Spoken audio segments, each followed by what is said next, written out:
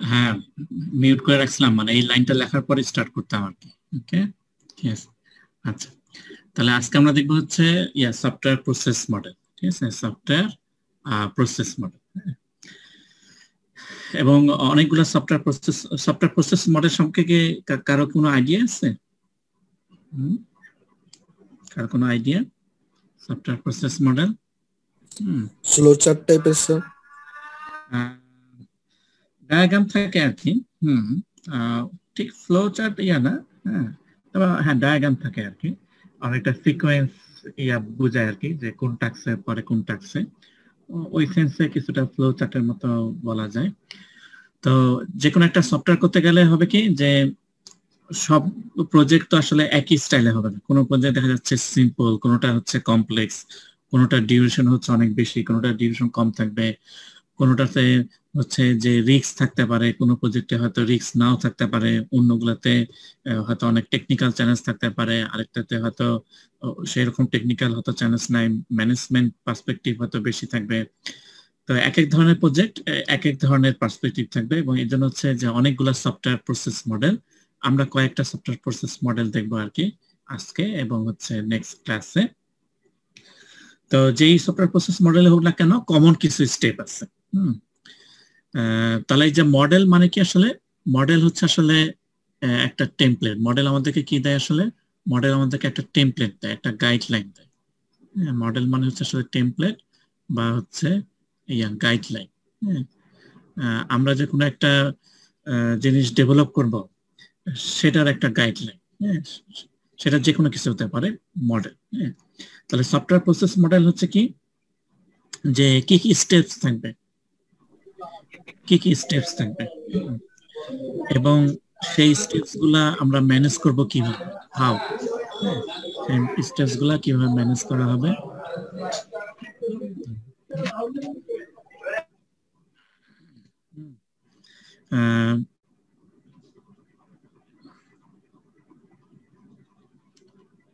How, এবং হচ্ছে তাহলে হচ্ছে কি কি স্টেপস থাকবে কোন একটা প্রজেক্ট ডেভেলপ করতে, সেই স্টেপস গুলো আমরা কিভাবে ম্যানেজ করব।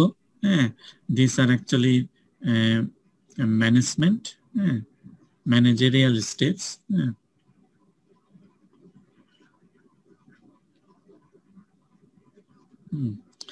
তারপর হচ্ছে হু, কারা ইনভলভ থাকবে, হ্যাঁ, ইন হোয়াট ক্যাপাসিটি, হ্যাঁ, কোন স্কিলস এর হচ্ছে পার্সন আমাদেরকে লাগবে।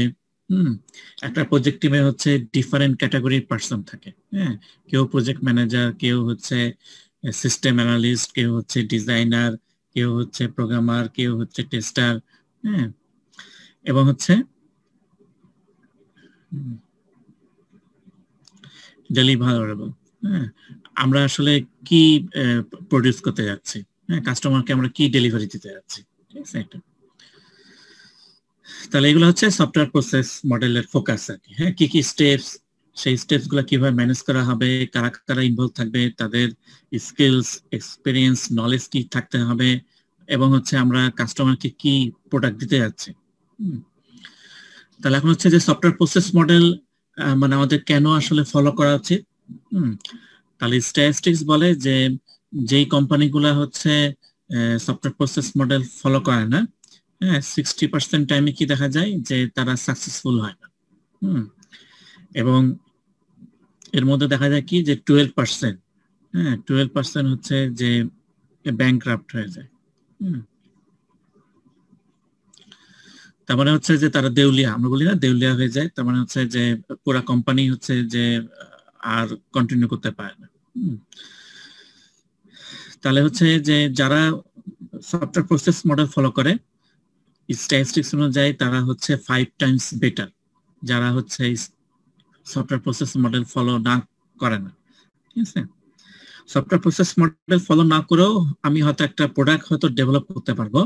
হ্যাঁ, কিন্তু দেখা যাবে যে ফিউচারে যখন ওই প্রোডাক্টটাকে এক্সটেন্ড করতে হবে, মেইনটেইন করতে হবে, তখন হয়তো অনেক ডিফিকাল্টি ফেস করতে হবে। হ্যাঁ, তার মানে প্রোডাক্টটা যদি প্রপার স্টেপ ফলো না করে ডেভেলপ করা হয়, লং টার্মে দেখা যাবে যে এটা হয়তো মেইনটেনেন্স করতে অনেক কস্ট যাচ্ছে, অনেক টাইম যাচ্ছে, অনেক ইফোর্ট দিতে যাচ্ছে। ঠিক আছে, তো অনেক সময় কি হয় যে আমরা হয়তো একটা প্রোডাক্ট ইয়া করলাম, যে প্রোডাক্টটা হচ্ছে যে okay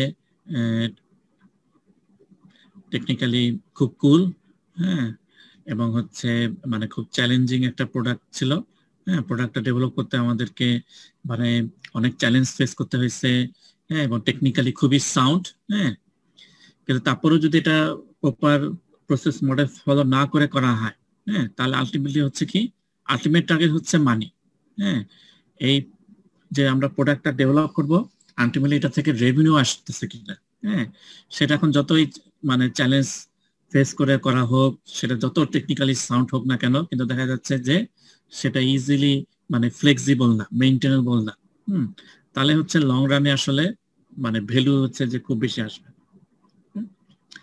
so software process model follow করে প্রোডাক্ট ডেভেলপ করা হচ্ছে খুবই ইম্পর্টেন্ট একটা ইস্যু। তো আমরা এখন দেখি যে সফটওয়্যার প্রসেস মডেলে আসলে কি কি স্টেপস গুলো কি কি থাকে। তাহলে আসলে কি হবে যে লেটস সে একজন ক্লায়েন্ট থাকবে, হ্যাঁ, অবশ্যই একজন ক্লায়েন্ট থাকবে। ক্লায়েন্ট কি বলবে? ক্লায়েন্ট হচ্ছে যারা ডেভেলপার তাদের কাছে এসে বলবে কি যে আই হ্যাভ সাম মানি, হ্যাঁ, এন্ড সেই মানি আমি ডেভেলপার টিমকে দিতে চাই, ইন রিটার্ন তোমরা আমাকে কি দিবা, একটা প্রোডাক্ট কোড দিবা বা হচ্ছে সফটওয়্যার দিবা। তাহলে ইউজারলি কি যে কোনো প্রজেক্ট করতে গেলে ক্লায়েন্ট থাকবে, হ্যাঁ, ক্লায়েন্টের বাজেট থাকবে, সেই হচ্ছে একটা বাজেটের মধ্যে হচ্ছে একটা প্রোডাক্ট চাচ্ছে। তাহলে যারা ডেভেলপার থাকবে, যারা ডেভেলপার, তাহলে তারা কি করবে, হ্যাঁ, ফার্স্ট যে কোশ্চেনটা তারা করবে সেই কোশ্চেনটা হচ্ছে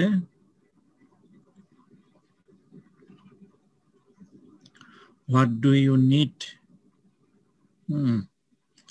it to do, হ্যাঁ, তুমি আসলে মানে কি চাও, হ্যাঁ, what do you need it to do, হ্যাঁ, তাহলে ফার্স্ট কোশ্চেনে হবে কি যে তোমার প্রয়োজনীয়তাটা কি, হ্যাঁ, আসলে তুমি কি চাও এটা না, আসলে তোমার প্রয়োজনীয়তা কি, হ্যাঁ, কারণ তুমি কি চাও এটা যদি বলি যে হোয়াট ইউ ওয়ান্ট, হ্যাঁ, দুইটার মধ্যে আসলে একটু পার্থক্য আছে। আমরা যদি বলি হোয়াট ইউ ওয়ান্ট, হ্যাঁ, কারণ এমন হতে পারে যে যে ক্লায়েন্ট সে হয়তো টেকনিক্যালি সাউন্ড না, হ্যাঁ, সে হয়তো টেকনিক্যাল পার্সন না, তাহলে সে এমন একটা জিনিস বললো যেটা আসলে এখন পর্যন্ত যে টেকনোলজি গুলো আছে সেগুলা দিয়ে আসলে সলভ করা পসিবল। তাহলে আসলে আমাদের জিজ্ঞাসা করা উচিত যে আসলে তোমার প্রয়োজনটা কি, কারণ একই প্রয়োজন এক একজন ডেভেলপার এক এক ওয়েতে সলভ করতে পারে, হ্যাঁ, তাহলে আমরা যদি বলি যে তুমি আসলে মানে কি চাও, সে হয়তো বললো যে লেটস সে ফর এক্সাম্পল যে আমাকে চা টানে দাও, তো এটা আসলে পসিবল না, ঠিক আছে, হ্যাঁ, সে যদি বলে যে যে আমার প্রয়োজন হচ্ছে আসলে তার চারটা লাগবে, হচ্ছে যে সে চাঁদের আলো চাচ্ছে, লেটস সে ফর এক্সাম্পল, হ্যাঁ, সেটা হয়তো আমরা অন্যভাবে ম্যানেজ করে দিতে পারবো, বাট ডিরেক্ট মুন নিয়ে আসা আসলে পসিবল না, হ্যাঁ, যার জন্য এটা হচ্ছে কি যে বেটার টার্ম হচ্ছে যে আসলে তোমার প্রয়োজনটা কি সেটা, ওকে, তার মানে হচ্ছে রিকোয়ারমেন্টস, হ্যাঁ, তাহলে ফার্স্ট যে টাস্কটা সেটা হচ্ছে রিকোয়ারমেন্টস, হ্যাঁ, তাহলে ফার্স্ট টাস্ক হচ্ছে কি যে রিকোয়ারমেন্ট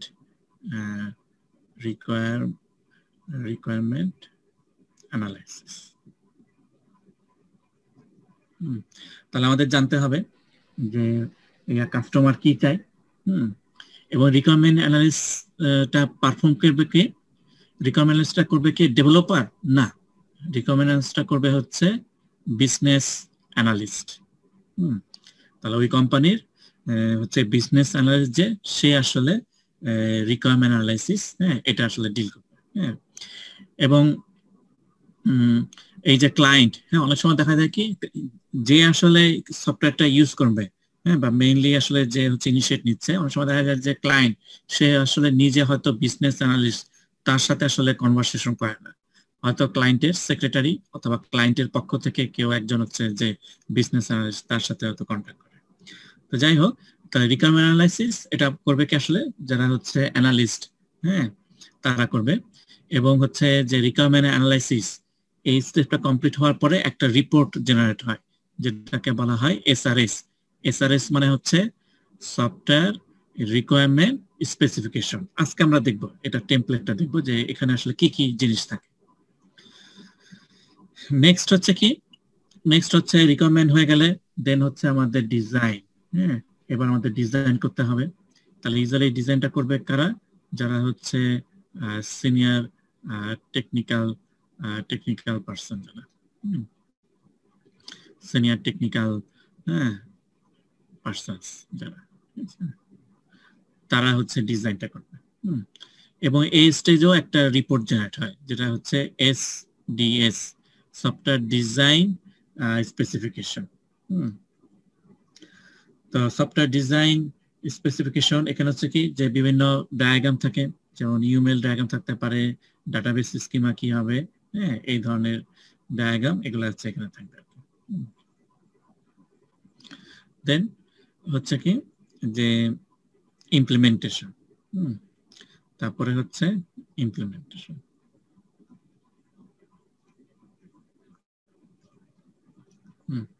তাহলে এখানে হবে কি, এখানে হচ্ছে রাইটিং কোড, হ্যাঁ এখানে হচ্ছে রাইটিং কোড। এবার হচ্ছে আমাদের রাইটিং কোড, হ্যাঁ এবং ইউজারই হচ্ছে এখানে দুই ধরনের কোড লেখা হয়। একটা হচ্ছে প্রোডাক্ট কোড, মানে আমরা যে সফটওয়্যারটা বা প্রোডাক্টটা করতে যাচ্ছি সেটার কোড, হ্যাঁ আরেকটা হচ্ছে টেস্ট কোড। টেস্ট কোড, প্রোডাক্টটা আমাদেরকে টেস্টিং করতে হবে এবং টেস্টিং অনেক ধরনের হয়, আমরা হচ্ছে ওটা পরে কভার করব। তো এখানে এই প্রোগ্রামার যারা ইউজুয়ালি হচ্ছে টেস্টিং করার জন্য টিমে আলাদা টিম মেম্বার থাকে যাদেরকে বলা হয় সফটওয়্যার কোয়ালিটি অ্যাসুরেন্স টিম। হ্যাঁ, তো টেস্টিং অনেক ধরনের হয়, তার মধ্যে সবচেয়ে বেসিক লেভেলের যে টেস্টিং আছে ইউনিট টেস্টিং, হ্যাঁ সেইটা আসলে এই ডেভেলপার যারা তারা করে। কিন্তু এরপরে আরো অনেক টেস্টিং আছে, ইন্টিগ্রেশন টেস্টিং, হ্যাঁ তারপরে হচ্ছে সিস্টেম টেস্টিং, হ্যাঁ সেগুলো আসলে করার জন্য হচ্ছে আলাদা টিম থাকে আর কি। হ্যাঁ, তাহলে ইমপ্লিমেন্টেশনে আমাদেরকে দুই ধরনের কোড লিখতে হবে আর কি, প্রোডাক্ট কোড এবং হচ্ছে টেস্ট কোড। দেন হচ্ছে টেস্টিং, এরপরে হচ্ছে আমাদের টেস্টিং,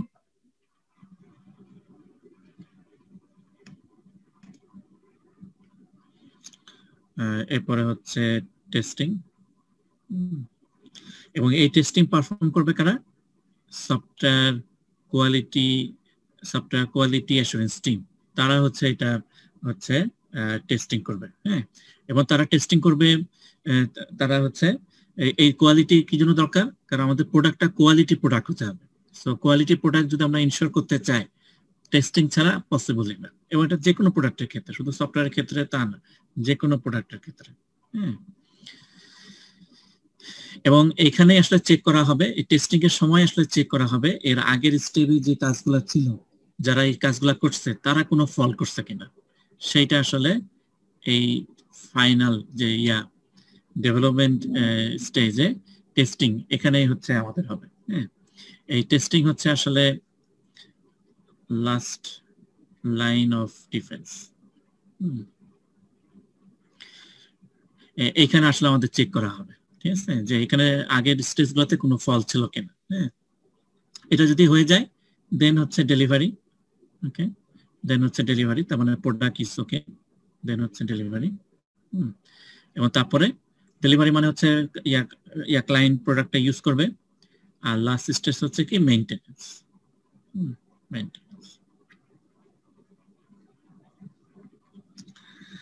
তাহলে আমাদের টার্গেট হচ্ছে এই স্টেজে আসা, আমাদের টার্গেট হচ্ছে এই স্টেজে আসা। তার মানে প্রোডাক্টটা যখন ক্লায়েন্ট ইউজ করা শুরু করে দেবে তারপরে শুধু হচ্ছে কি মেইনটেনেন্স, এবং এটা হচ্ছে তাহলে আমাদের গোল, দিস ইজ আওয়ার গোল।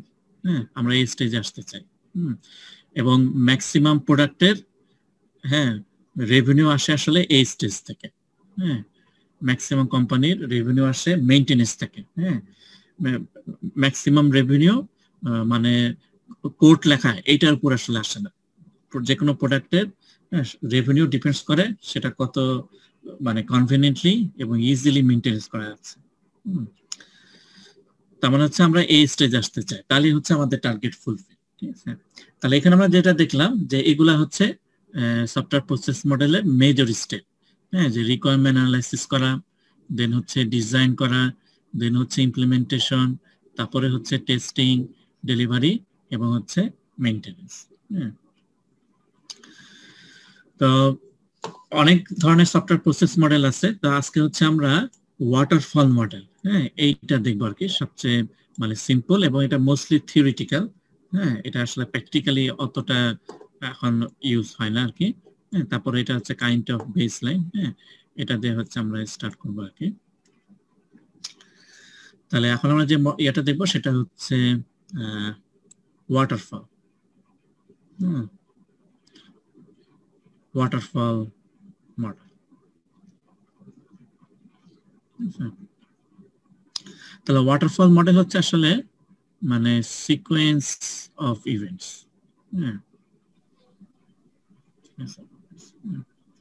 তাহলে ওয়াটারফল মডেলে কি হয়, তাহলে আমাদের একজন থাকবে মিস্টার ক্লায়েন্ট। ক্লায়েন্ট, এবং ক্লায়েন্ট কি বলবে, ক্লায়েন্ট বলবে যে আই ওয়ান্ট ABC সফটওয়্যার। তাহলে ক্লায়েন্ট কি চাচ্ছে, ক্লায়েন্ট একটা সফটওয়্যার চাচ্ছে ABC সফটওয়্যার। তাহলে ফার্স্ট টাস্ক কি, তাহলে ফার্স্ট টাস্ক কি হবে, হ্যাঁ, রিকোয়ারমেন্ট অ্যানালাইসিস, কি কি লাগবে ওগুলো অ্যানালাইজ করা। হ্যাঁ, ঠিক আছে। তাহলে ফার্স্ট টাস্ক হচ্ছে কি ক্লায়েন্টের সাথে করা। তাহলে আমাদের এই যে বিজনেস অ্যানালিস্ট, বিজনেস অ্যানালিস্ট সে কি করবে, সে হচ্ছে ক্লায়েন্টের সাথে কথা বলবে। ক্লায়েন্টের সাথে কথা বলবে যে তোমার আসলে রিকোয়ারমেন্টসটা কি, মানে তুমি কি প্রয়োজনটা কি। হ্যাঁ, তার মানে সে আসলে পারফর্ম করবে রিকোয়ারমেন্ট অ্যানালাইসিস, এটা করবে। এবং এই স্টেজে কি ডকুমেন্ট জেনারেট হয়, এসআরএস। গুড, ঠিক আছে। তাহলে এখানে ক্লায়েন্টের সাথে কথা বলার পরে একটা রিপোর্ট জেনারেট হবে, এসআরএস, সফটওয়্যার রিকোয়ারমেন্ট স্পেসিফিকেশন। তার মানে এই সফটওয়্যারের রিকোয়ারমেন্টস গুলা কি, হ্যাঁ, সেগুলা হচ্ছে মানে ওয়েল ফরম্যাট ডকুমেন্টে লেখা হবে আর কি। হ্যাঁ, দেন হচ্ছে এই এসআরএসটা নিয়ে এই বিজনেস অ্যানালিস্ট সে ক্লায়েন্টের সাথে আবার কথা বলবে, চেক করে নিবে। এবং এসআরএস এমন ভাবে করা হয় যেটা মোটামুটি ক্লায়েন্ট নন টেকনিক্যাল পারসন হলেও সে আন্ডারস্ট্যান্ড করতে পারবে। এবং এটা করার পরে বিজনেস অ্যানালিস্ট একসময় কি করবে, সাইন অফ, মানে ক্লায়েন্ট মানে ওকে, যে ঠিক আছে এসআরএস ওকে। তাহলে রিকোয়ারমেন্ট অ্যানালিসিস পারফর্ম করবে এবং হচ্ছে এসআরএস প্রিপেয়ার করবে, এসআরএস নিয়ে ক্লায়েন্টের সাথে কথা বলবে, দেন হচ্ছে সাইন অফ। তার মানে হচ্ছে এই স্টেজের টাস্ক কমপ্লিট। হ্যাঁ, দেন হবে কি, ডিজাইন, রাইট। হ্যাঁ, দেন হচ্ছে ডিজাইন। হ্যাঁ, এইবার হচ্ছে ডিজাইন। তাহলে ডিজাইন করার জন্য হচ্ছে কি, হ্যাঁ, আমাদের এই যে এক্সপার্ট, হ্যাঁ, সিনিয়র টেকনিক্যাল, হ্যাঁ, সিনিয়র টেকনিক্যাল বা টেকনিক্যাল পারসন, হ্যাঁ, তারা থাকবে আর কি। হ্যাঁ, সিনিয়র, হ্যাঁ, টেকনিক্যাল গাইস। তারা হচ্ছে কি করবে, তারা হচ্ছে এসআরএস, তাহলে হচ্ছে এইখান থেকে হচ্ছে তারা এসআরএস টা পাবে। হ্যাঁ, আগের ফেজ থেকে হচ্ছে এসআরএস, এবং এসআরএস এর উপরে তারা একটা রিপোর্ট জেনারেট করবে, সেটা জানি কি, SDS. Good, SDS, software design specification.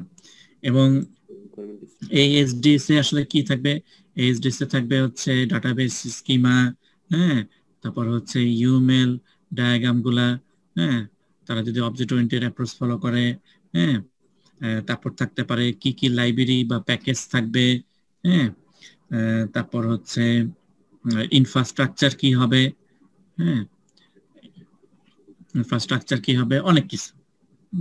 আমরা ডিজাইন করতে যাচ্ছি, সো ডিজাইন করতে গেলে আমাদের কি কি কম্পোনেন্ট হবে, হ্যাঁ, কি কি মডিউল হবে, কি কি ক্লাস হবে, ডাটাবেসে কি কি টেবিলস থাকবে, ডাটাবেস স্কিমা, এই সবগুলো।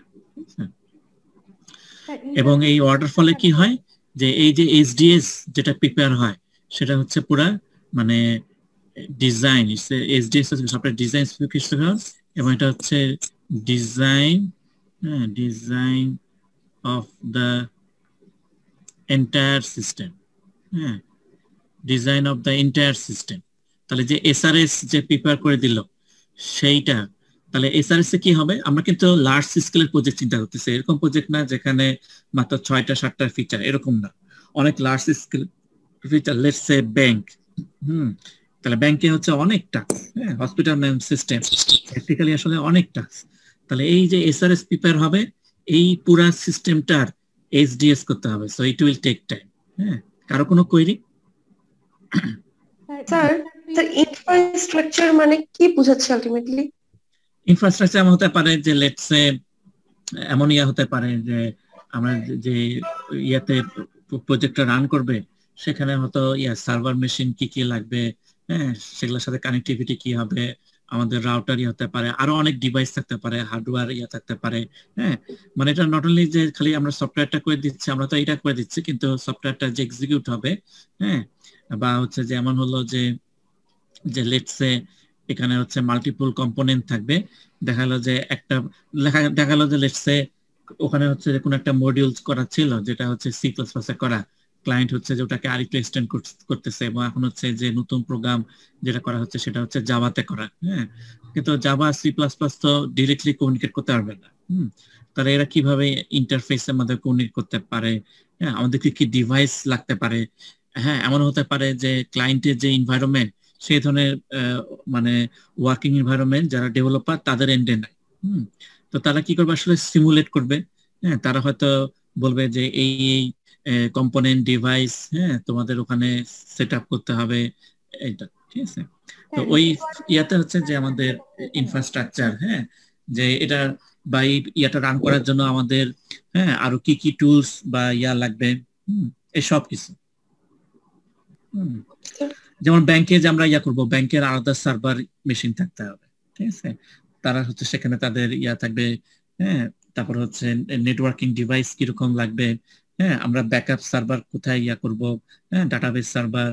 হ্যাঁ, এখন হচ্ছে যে আমরা এটা নিজেরাও করতে পারি, আবার হচ্ছে যে আমরা হয়তো ক্লাউডে বা অন্য জায়গা থেকেও এটা হচ্ছে ইউজ করতে পারি। হ্যাঁ, সেই ইনফ্রাস্ট্রাকচার কিভাবে হবে, সেটাও একটা ফ্যাক্টর। আমরা যদি এখন সার্ভার সিস্টেম, হ্যাঁ, করি, তাহলে আমাদের হচ্ছে কুলিং লাগবে, তাই না? সার্ভার গুলাকে হচ্ছে কুলিং এনভায়রনমেন্টের মধ্যে রাখতে হবে, সেখানে কুলিং এনভায়রনমেন্ট কিভাবে সেট আপ হবে, হ্যাঁ, সেগুলো ইস্যু হতে পারে। অনেক ফ্যাক্টর থাকবে আর কি। আর কারো কোনো কোয়েরি? ওকে, তো এখানে একটা আমরা দেখি যে এই যে এসডিএস, হ্যাঁ, এই যে এসডিএস এটা কি বলতেছে? Design of the entire system. হ্যাঁ, so this is actually difficult. হ্যাঁ, একটা সিস্টেমের আমরা পুরা এসআরএস এর পুরো ডিজাইন করা, হ্যাঁ, এটা খুবই মানে ডিফিকাল্ট একটা জব। হ্যাঁ, যেমন আমরা যদি বলি লেটস সে ফর এক্সাম্পল একটা features, let's say seat booking of buses, হ্যাঁ, বাসের সিট বুকিং।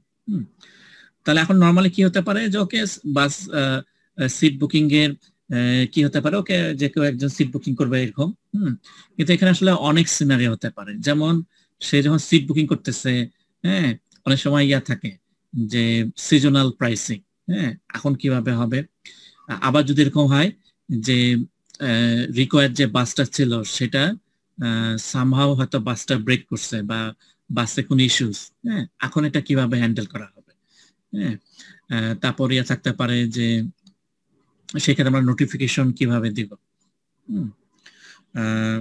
তাহলে এরকম যে অনেক যে সিনারিও, এই সবগুলো আমাদেরকে চিন্তা করতে হবে। হ্যাঁ, যেটা আমি চাচ্ছিলাম ওই যে ইউজার স্টোরিজ, হ্যাঁ, লাস্ট ক্লাসে ইউজার স্টোরিজ দেখছিলাম, তো আমি আরেকটু চাচ্ছিলাম যে পসিবল সিনারিও গুলা কি হতে পারে। যেমন লেটস সে যে বললাম সিট বুকিং, হ্যাঁ, কিন্তু সিট বুকিং কিন্তু যেমন একজন হোটেলে রুম রিজার্ভ করতে যাচ্ছে, কিন্তু কখনো যদি সামহাও এরকম হয় যে রুমে কোনো একটা ইস্যুস হয়ে গেল, লেটস সে রুমের এসি নষ্ট হয়ে গেল, হ্যাঁ, বা রুমে অন্য কোনো ইস্যু হলো, বা রুমে হচ্ছে যে হঠাৎ করে ফায়ার হয়ে, হ্যাঁ, ড্যামেজ হয়ে গেছে পার্শিয়ালি।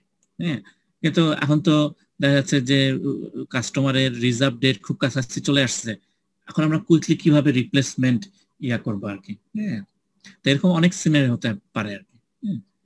তো ইউজার স্টোরিজ আমি লাস্ট ক্লাসে যেটা দেখলাম, আমি আরেকটু চাচ্ছিলাম যে আসলে পসিবল ইয়াগুলা কি কি হতে পারে। যেমন আমরা কিন্তু এটা কেউ চিন্তা করি নাই যে রিজার্ভেশনে, এবং এটা কিন্তু হতেই পারে। হ্যাঁ, অনেক সময় হতে পারে যে ওইখানে হঠাৎ করে এসি নষ্ট হয়ে গেছে, হ্যাঁ, এবং কাস্টমার হচ্ছে কালকেই হচ্ছে যে রিজার্ভেশন দেওয়া ছিল। এখন আমরা এটা, এবং টেকনিশিয়ান এসে হয়তো বললো যে এটা রিপেয়ার করতে মেবি 3 days টাইম লাগবে। হ্যাঁ, এখন আমরা কিভাবে কি করব সেই কাস্টমারকে? হ্যাঁ, অথবা লেটস সে ইন্টারন্যাশনাল মানে বুকিং ছিল এটা, হ্যাঁ, এবং সেখানে কোনো একটা ইস্যুস হয়েছে। হ্যাঁ, এমন সময় কি হয় যে থাকে, ট্রানজিট থাকে। হ্যাঁ, এখন হচ্ছে ট্রানজিট চেঞ্জ করতে হবে। হ্যাঁ, তা অনেক ধরনের ইস্যুস হতে পারে। তো এখানে যে পয়েন্টটা বলতে যাচ্ছি যে এই যে এসডিএস প্রিপেয়ার করা, এই এসআরএস, হ্যাঁ, এবং অনেক সময় কি হবে যে এসআরএস হয়তো খুব মানে এসআরএস যখন হয়তো চিন্তা করা হয়েছে, তখন হয়তো অনেক পয়েন্ট চিন্তা করা হয়েছে যেগুলা হয়তো এমন হতে পারে যেগুলা সবগুলা আসলে হয়তো ফিজিবল না। হ্যাঁ, কিন্তু এসডিএস হয়তো আমাদেরকে করতে হবে সেগুলা। সো এই এসডিএস প্রিপেয়ার করা, পুরো এন্টায়ার সিস্টেমের এসডিএস প্রিপেয়ার করা হচ্ছে খুবই মানে ডিফিকাল্ট এবং টাইম কনজিউমিং একটা টাস্ক। তো যাই হোক, এই এসডিএস প্রিপেয়ার হওয়ার পরে এরপরে যেটা ফেজ কোডিং, এরপরে ফেজ হচ্ছে ইমপ্লিমেন্টেশন, এরপরে ফেজ হচ্ছে ইমপ্লিমেন্টেশন। এবং আমরা যারা প্রথম সফটওয়্যার ফার্মে জয়েন করব তারা হচ্ছে এইখানে আসবো আর কি। হ্যাঁ, এইটা হচ্ছে যে মানে আমাদের কাছে সফটওয়্যার ইঞ্জিনিয়ারিং মনে হচ্ছে যে এইটা ইমপ্লিমেন্টেশন। হ্যাঁ, এবং আমরা এই স্টেজে যাব। হ্যাঁ, আমি নিজেও সফটওয়্যার ফার্মে ছিলাম, ফার্স্টে হচ্ছে এখানে ইমপ্লিমেন্টেশন, কোডিং করার আগে। হ্যাঁ, এবং এখানে কি করতে হবে, এই ওয়াটারফলে কি করতে হবে, যখন এসডিএস হয়ে গেল, এখন হচ্ছে এসডিএস দেখে আমাকে হচ্ছে একদম পুরা সিস্টেমের ফার্স্ট টু এন্ড পুরাটার হচ্ছে ইমপ্লিমেন্ট করতে হবে, একদম হচ্ছে এন্ড টু এন্ড ইমপ্লিমেন্টেশন। হ্যাঁ, এবং এটা হচ্ছে অনেক মানে টাইম কনজিউমিং একটা ব্যাপার। হ্যাঁ, পুরা সিস্টেমটা হচ্ছে এখন ইমপ্লিমেন্ট, এখানে হচ্ছে অনেক ফিচার্স থাকবে। তার মানে আমার এখানে যে কোডটা লিখতে হবে, হ্যাঁ, এটা হচ্ছে যে থাউজেন্ডস, হ্যাঁ, অথবা millions billions lines of code হবে। ওকে, সো ইমপ্লিমেন্টেশন যখন কমপ্লিট, দেন হচ্ছে টেস্টিং। হ্যাঁ, দেন হচ্ছে টেস্টিং, এবং টেস্টিং হবে আসলে এই যে এসআরএস যেটা ছিল এটার আলোকে। ঠিক আছে, এই এসআরএস এর ভিত্তিতে হচ্ছে আমরা টেস্টিং করব। আমরা দেখব যে এসআরএস এর ফিচার্স গুলো কি কি ছিল, রিকোয়ারমেন্টস গুলো কি ছিল। টেস্টিং করে আমরা দেখব যে রিকোয়ারমেন্টস গুলো ফুলফিল হচ্ছে কিনা। আমরা বিভিন্ন ধরনের ভ্যালু দিয়ে চেক করে দেখব যে সবসময় স্যাটিসফ্যাক্টরি রেজাল্ট দিচ্ছে কিনা। হ্যাঁ, দেন হচ্ছে ডেলিভারি। হ্যাঁ, দেন হচ্ছে ডেলিভারি, এবং লাস্ট হচ্ছে মেইনটেনেন্স। স্যার, মেইনটেনেন্সের কাজগুলো কারা করবে? এরাই করবে, এই ডেভেলপার টিমই করবে। হ্যাঁ, মেইনটেনেন্স মানে হচ্ছে কি, হ্যাঁ, তারাই করবে। কারণ আমি আমি করলাম যে আমি একটা চুক্তি করলাম যে একটা কোম্পানির সাথে, কোম্পানির নাম হচ্ছে all things broken.com। এটা হচ্ছে আমাদের নতুন একটা কোম্পানি। হ্যাঁ, all things broken.com, তাই না? নামটা খুব সুন্দর, তাই না? তাহলে এটা আমাদের একটা কোম্পানি, এই কোম্পানি বললো যে তারা একটা সফটওয়্যার তৈরি করে দিবে। হ্যাঁ, তারা একটা সফটওয়্যার তৈরি করে দিবে, এবং তারা সফটওয়্যার করে হচ্ছে ডেলিভারি দিয়ে দিল। এখন দেখা গেল যে 2 মাস পরে ক্লায়েন্টের কোন একটা জিনিস আপডেট করতে হবে, চেঞ্জ করতে হবে, তখন সে কি করবে, এই যে all things broken.com এর যে সিইও বা সিটিও তাকে, বা এখানে যে প্রজেক্ট ম্যানেজার ছিল তাকে ইনফর্ম করবে যে আমাদের এই চেঞ্জটা তো করে দিতে হবে। হ্যাঁ, এবং কোম্পানি আসলে ডিলস থাকে যে ওকে, যে তোমার এটা যদি আমাদের করতে চাও তাহলে হচ্ছে আমাদেরকে আবার এক্সট্রা দিতে হবে, এবং মেইনটেনেন্স করার জন্য হচ্ছে তারা ইয়ারলি চার্জও পায়। তাহলে ওই টিম করে দিবে। হ্যাঁ, এখন দেখা গেল যে 5 বছর পরে all things broken.com নিজেরাই ব্রোকেন হয়ে গেছে, মানে এরা নাই। তখন কি হবে, তখন হচ্ছে আরেকটা কোম্পানি লেটস সে XYZ তাদেরকে বলতে হবে। এবং এখন প্রবলেমটা কি বলতো, এখন কি প্রবলেম হতে পারে, এই যে XYZ যখন আসবে, তো হচ্ছে আগের কোডগুলো না হচ্ছে সম্পূর্ণ বেশি। হ্যাঁ, তাই না? হ্যাঁ, কারণ এখন হচ্ছে এই যে all things broken.com ওরা যেভাবে কোড করে গেছে, এটা হচ্ছে XYZ ওদেরকে আন্ডারস্ট্যান্ড করতে হবে। হ্যাঁ, এখন যদি ওরা মানে ইফিশিয়েন্ট ওয়েতে কোড করে যায়, তাহলে হচ্ছে XYZ এর অবশ্যই এই ওদের সোর্স কোড দেখতে হবে, and it will take time. কিন্তু সোর্স কোড যদি প্রপারলি ডেভেলপ না করা হয়, রাইট না করা হয়, মেইনটেইন না করা হয়, এমন যদি হয় যে এখন XYZ থেকে একজন আসলো, হ্যাঁ, এখানে দেখা গেল যে কোড লেখছে, কিন্তু XYZ যে আসলো, হ্যাঁ, তার অবস্থা আসলে খারাপ। হ্যাঁ, এই কোড দেখা যাচ্ছে সিম্পল কোড, তার হচ্ছে যে 2 দিন লাগতেছে, যেটা হয়তো মানে 1 আওয়ার হলেই হয়ে যেত। তাহলে এইভাবে দেখা যাবে কি যে এই প্রজেক্ট করতে যায় দেয়ার আর মিলিয়নস লাইনস অফ কোড। হ্যাঁ, তাহলে এই কোডগুলা যদি তার আন্ডারস্ট্যান্ড করতে হয় এবং এটা কিন্তু যদি টাইম লাগে, তাহলে ওই কোম্পানির কি হবে, XYZ কে টাকা দিতে হবে এবং it will be costly, time লাগতেছে, তার হচ্ছে জিনিসটা আন্ডারস্ট্যান্ড করতে হচ্ছে, এগুলো কস্ট। তাহলে এমন ভাবে কোড করতে হবে যেটা হচ্ছে যে আমরা লাস্ট ক্লাসে একটু দেখেছিলাম যে কোডিং স্ট্যান্ডার্ড। হ্যাঁ, এটা আসলে কেন ইম্পর্টেন্ট, যাতে হচ্ছে আরেকজন আননোন কত ইজিলি আমার কোডটা যেন আন্ডারস্ট্যান্ড করতে পারে। ইভেন allthingsbroken.com সেও যদি তার এই প্রজেক্টটা লেটস সে 5 বছর কোম্পানির সেরকম কোনো ইয়া হয় না, কিন্তু 5 বছর পরে, হ্যাঁ, বা 2 বছর পরে হচ্ছে যে রিকোয়ারমেন্ট চেঞ্জ হচ্ছে, সেও যদি প্রপার ওয়েতে ডেভেলপ না করে, কোড যদি ওভাবে মেইনটেইন না করে, তাহলে তাদেরও আসলে অনেক সময় লাগবে। এবং এমন হতে পারে যে তাদের কোম্পানি হয়তো আছে কিন্তু ওই টিম মেম্বার আর নাই, এবং ইউজুয়ালি তাই হয়, একজন তো একই কোম্পানিতে সব সময় থাকে না, সে তো আসলে সুইচ করবে। সো এই মেইনটেনেন্স করবে কারা, ইউজুয়ালি ওই কোম্পানির সাথে চুক্তি থাকবে, তারা করে দিবে। আর ওই কোম্পানি যদি না থাকে তখন অন্য কারোর সাথে মুভ করতে হবে, and that will be costly, definitely that will be costly, কারণ এই কোম্পানি তো অবশ্যই টাইম নিবে। হ্যাঁ, ইভেন এটা মানে ওয়েল ফরম্যাটের সোর্স কোড হলো, আরেকজনের সোর্স কোড বুঝতে তার অবশ্যই সময় লাগবে আর কি। হ্যাঁ, সেম টিম যদি নিজের কোড বুঝতে যত সময় লাগবে, আরেকটা টিম যত ভালোভাবে করে না কেন তাদের অবশ্যই আরেকটু বেশি লাগবে। হ্যাঁ, এবং দ্যাটস ওয়াই এই যে মেইনটেনেন্স, হ্যাঁ, এই ফেজ থেকে হচ্ছে সবচেয়ে বেশি রেভিনিউ আসে। এবং মেইনটেনেন্স করতেই হবে, কারণ হচ্ছে যে ক্লায়েন্টের রিকোয়ারমেন্টস হচ্ছে যে সবসময় সেম থাকবে না, হ্যাঁ, এটা চেঞ্জ হবে আর কি। আর কারো কোনো কোয়েরি? ইউআই ইউএক্স ডিজাইনের মধ্যে পড়বে কোনগুলা? স্যার ইউআই ইউএক্স মানে ইউজার ইন্টারফেস, এগুলা কেমন হবে, মানে এই জিনিসগুলো আমরা ইয়াতে নিয়ে আসতে পারি, এসডিএস এ, আমরা এসডিএস এ নিয়ে আসতে পারি। স্যার টেস্টিং কি শুধু হচ্ছে সফটওয়্যার ইঞ্জিনিয়ার যারা আছে তারাই করবে, না আরো কার?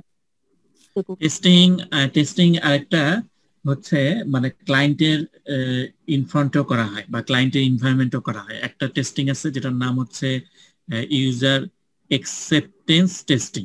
তার নাম দেখে বোঝা যাচ্ছে ইউজার অ্যাকসেপ্টেন্স টেস্টিং, মানে কে অ্যাকসেপ্ট করবে, ইউজার বা ক্লায়েন্ট। হ্যাঁ, এবং এইখানে হচ্ছে যে ক্লায়েন্ট মানে একদম ফাইনাল ডেলিভারি দেওয়ার আগে, হ্যাঁ, হচ্ছে যে যারা সিস্টেমটা ইউজ করবে তাদের কয়েকজনকে আসলে সিস্টেমটা দেওয়া হয় যে তোমরা একটু টেস্ট করে দেখো যে এটা পারফেক্টলি এখন কাজ করতেছে কিনা। হ্যাঁ, তো তখন আসলে দেখা যাচ্ছে যে ক্লায়েন্ট এবং যারা এখানে টেস্টার ছিল তারা দুজনেই হচ্ছে ইনভলভ থাকে আর কি। হ্যাঁ, সো শুধুমাত্র যে মানে সফটওয়্যার কোয়ালিটি অ্যাসুরেন্স টিমে ওরাই যে টেস্টিং করে না, ক্লায়েন্ট নিজেও এই যে ইউজার টেস্টিং, এটা একদম টেস্টিং, এখানে ইউজার নিজেও ইনভলভ থাকে। তো টেস্টিং আমরা ইন ডিটেইলস করব, কারণ টেস্টিং মানে এখানেও অনেকগুলো মানে টপিকস আছে, অনেক ধরনের টেস্টিং হয়, unit testing, module testing, integration testing, system testing, user acceptance testing, alpha testing, beta testing, regression testing, হ্যাঁ, অনেক ধরনের কম্পোনেন্ট টেস্টিং নিয়ে আলাদা একটা মানে কোর্সই করা যায়, মেবি তোমাদের নেক্সট সেমিস্টারে আছে প্রবাবলি সফটওয়্যার টেস্টিং আর কি। হ্যাঁ, তবে আমরা এই কোর্সে টেস্টিং করব। তো তখন আমরা দেখব যে টেস্টিং এর আর কি। আর কারো কোনো কোয়েরি? স্যার একটা সফটওয়্যার ডেভেলপমেন্ট করার পিছনে যে কোডিং গুলো আমরা ইউজ করে থাকি সেটা একটা সময় পর পর চেঞ্জ হয়ে যায়, সেটা আমি কিভাবে মেইনটেইন করব? হ্যাঁ, সেটা আসলে আমরা দেখবো আর কি। আমরা হচ্ছে এর পরের উইক থেকে হচ্ছে সফটওয়্যার ডিজাইন প্যাটার্ন, হ্যাঁ, সেইটা যখন পড়বো আর কি। হ্যাঁ, যে আমরা যদি ডিজাইন প্যাটার্ন, এই যে জিনিসটা বললাম যে সফটওয়্যারের যে রিকোয়ারমেন্ট চেঞ্জ হবে, হ্যাঁ, তাহলে সেটা আমরা সোর্স কোডে কিভাবে মানে ইজিলি অ্যাডাপ্ট করতে পারবো, রিফ্লেক্ট করতে পারবো। হ্যাঁ, সেটার জন্য হচ্ছে আমাদের ডিজাইন প্যাটার্ন। হ্যাঁ, একটা তো হচ্ছে অবজেক্ট ওরিয়েন্টেড প্রোগ্রামিং, আর একটা হচ্ছে যে সফটওয়্যার ডিজাইন, আমরা অবজেক্ট ডিজাইনও পড়ে আসছি, আর এবার দেখবো হচ্ছে সফটওয়্যার ডিজাইন প্যাটার্ন। হ্যাঁ, যে কিভাবে আসলে যে কোনো একটা প্রবলেম, একটা কোড আমরা কিভাবে আসলে লিখতে পারি। হ্যাঁ, এখানে আমরা আসলে দেখবো যে কখন অ্যাবস্ট্রাক্ট ক্লাস আসলে ডিক্লেয়ার করতে হয়, কখন আসলে ইন্টারফেস ডিক্লেয়ার করতে হয়, হ্যাঁ, কখন আসলে পলিমরফিজম ইউজটা হবে, এবং কিভাবে কোড করলে প্রোগ্রামটা মানে ইজিলি মানে মেইনটেনেবল এবং ফ্লেক্সিবল হবে আর কি, অ্যাডজাস্টেবল হবে। হ্যাঁ, সেইটা আমরা হচ্ছে এর পরের মেবি পরের উইক থেকে আমরা ডিজাইন প্যাটার্ন পড়া শুরু করবো আর কি। হ্যাঁ, তখন আমরা দেখবো আর কি। হ্যাঁ, যে আমরা এমন ভাবে কোড করতে পারি যে এখন, হ্যাঁ, এটা একটা ভালো কোশ্চেন আর কি, যে most of the time most of the company এবং হচ্ছে most of the start up company হচ্ছে কি করে, মানে তারা হচ্ছে যে 1-2 বছর পরে ওই কোম্পানিগুলো বন্ধ হয়ে গেছে, স্টার্ট আপ কোম্পানিগুলো। এদের মেইন প্রবলেম হচ্ছে কি, এক হচ্ছে যে তারা proper software process model follow করে না, দুই হচ্ছে তাদের টার্গেট থাকে যে কোডটা করে দিয়ে কাস্টমারকে ডেলিভারি দিলেই হয়েছে, আর আমি তো ইনিশিয়ালি তখন একটা মানি পেয়ে গেলাম। হ্যাঁ, মানে শর্ট টার্ম চিন্তা করে, লং টার্ম চিন্তা করে। হ্যাঁ, এবং এটার কারণে হচ্ছে যে স্টার্ট আপ কোম্পানির ম্যাক্সিমামই হচ্ছে মানে 2-3-4 বছর পরে মানে আর নাই।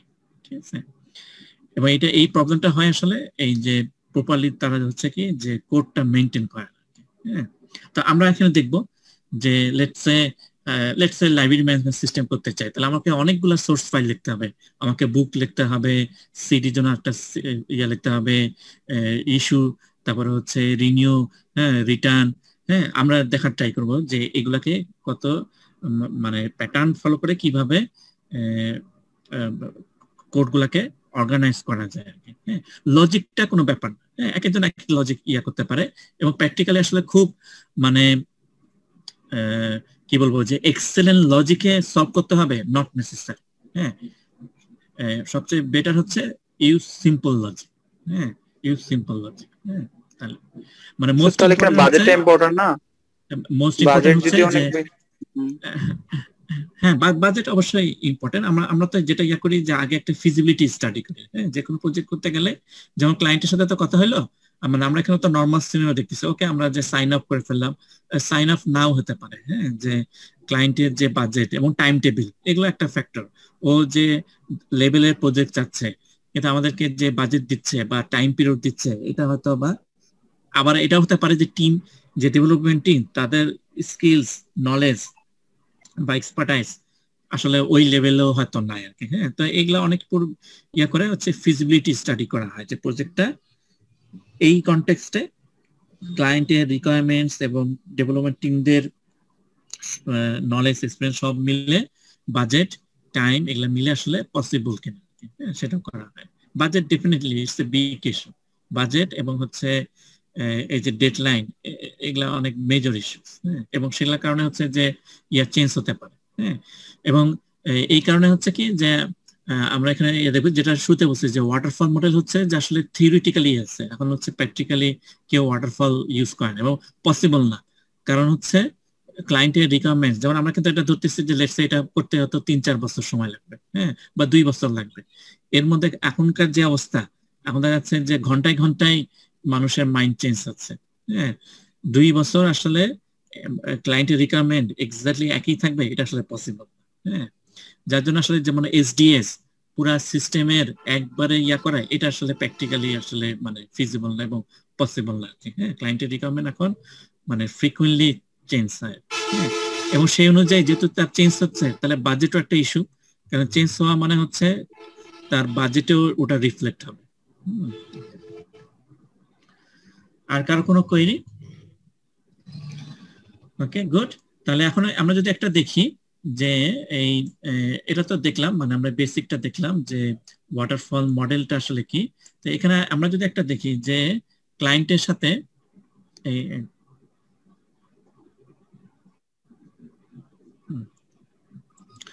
এই যে আমাদের মিস্টার ক্লায়েন্ট, তার সাথে হচ্ছে এই যে এসআরএস, হ্যাঁ, তখনই আসলে কথা হয়েছে লাস্টবার। হ্যাঁ, এরপরে আমরা যে আসছি সাইন আপ করার পরে। হ্যাঁ, আচ্ছা, তার আগে আমরা একটু বলি যে এটা ওয়াটারফল কেন। হ্যাঁ, তাহলে হচ্ছে প্রথমে কি রিকোয়ারমেন্টস, তাহলে এটা কমপ্লিট করার পরে হচ্ছে ডিজাইন, হ্যাঁ, দেন ইমপ্লিমেন্টেশন, দেন টেস্টিং, দেন ডেলিভারি, দেন মেইনটেনেন্স। হ্যাঁ, সো এটা দেখতে কিরকম হচ্ছে, ইটস লাইক ওয়াটারফল।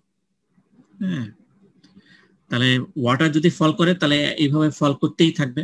হ্যাঁ, এবং কখনো যদি এরকম হয় যে লেটস সে ইমপ্লিমেন্টেশন, হ্যাঁ, যে এই স্টেজে আমরা কোন একটা মানে ইমপ্লিমেন্টেশন তো হবে বেসড অন এসআরএস, এইচডিএস এগুলোর উপরে। হ্যাঁ, এবং দেখা গেল যে ইমপ্লিমেন্টেশনে আমরা কোন একটা লেটস সে কনফ্লিক্টিং রিকোয়ারমেন্টস পেলাম, যে লেটস সে সিজিপিএ 2.5 হলে, হ্যাঁ, টাস্ক এ পারফর্ম হবে, let's say task A perform হবে। আবার আরেক জায়গায় পেলাম যে CGPA greater than or equal to 2.5 হলে টাস্ক এ পারফর্ম হবে। তাহলে একটু কনফ্লিক্টিং হচ্ছে। হ্যাঁ, যদিও একটা আরেকটা ভিতরে ইনক্লুসিভ, তারপরে হচ্ছে যে রিকোয়ারমেন্টসটা এক্সেন্সে হচ্ছে কনফ্লিক্টিং। হ্যাঁ, তাহলে কোন একটা প্রবলেম ছিল, তাহলে এখন আমরা যদি ইমপ্লিমেন্টেশন আসে এই প্রবলেমটা পাই, তাহলে আমাদের গো ব্যাক করতে হবে যে প্রবলেমটা আসলে কোথায় ইন্ট্রোডিউস হয়েছে। লেটস সে প্রবলেমটা এসআরএস ইন্ট্রোডিউস ছিল, তাহলে এখানে কারেকশন করতে হবে। এবং আমরা যদি এখানে কারেকশন করি, আমরা কিন্তু এসআরএস থেকে আবার ইমপ্লিমেন্টেশনে আসতে পারবো না, আমাদেরকে হচ্ছে ওয়াটারফল এসআরএস থেকে আবার ডিজাইনে আসতে হবে, এইচডিএস চেঞ্জ করতে হবে, দেন হচ্ছে আবার ইমপ্লিমেন্টেশন ওইটুকু পার্ট রিভাইজ করতে হবে। তাহলে ওয়াটারফলে হচ্ছে যে কোন স্টেজে যদি আমরা কোনো একটা জিনিস প্রবলেম ফেস করি, আমরা ফিগার করব যে কোন স্টেজে কোন ফেজে এটা ইন্ট্রোডিউস হয়েছিল এই প্রবলেমটা, এবং সেখান থেকে হচ্ছে ওয়াটারফলের মতো।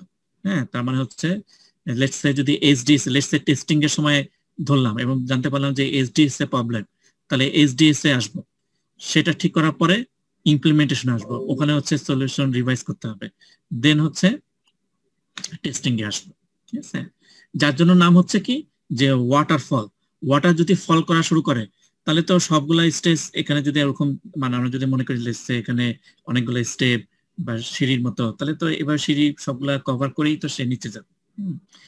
এইটা কি সবার কাছে ক্লিয়ার, মানে কেন এটার নাম আসলে ওয়াটারফল হলো? জি স্যার, ক্লিয়ার। জি স্যার। হ্যাঁ, তার মানে আমরা যদি টেস্টিং এ যাই, যদি দেখি এইচডিএস এ প্রবলেম, তাহলে এইচডিএস ফিক্স করতে হবে, দেন ইমপ্লিমেন্টেশন আসবে, আমরা এইচডিএস থেকে ডাইরেক্টলি টেস্টিং এ আসতে পারবো না। ঠিক আছে, তার মানে বোঝা যাচ্ছে যে ওয়াটারফল এক্সেন্স একটু স্ট্রিক্ট, মানে আমাদেরকে মানে, এবং যেটা একটু শুরুতে বলছিলাম যে it's a sequence of events. হ্যাঁ, মানে যখনই কোনো প্রবলেম হোক না কেন প্রপার সিকোয়েন্স মেনটেন করে আবার ওখানে আসতে হবে। ওকে, তো এখন ওয়াটারফলের আরেকটা ড্রব্যাক, ওয়াটারফল আসলে মানে পসিবল না, বোঝা যাচ্ছে আসলে লং প্রজেক্টের ক্ষেত্রে ইজ কোয়াইট ইম্পসিবল। হ্যাঁ, এবং হচ্ছে যে আরেকটা প্রবলেম হচ্ছে যে এসআরএস সময় তো ক্লায়েন্ট ছিল, এরপরে উনি কিন্তু আর নাই।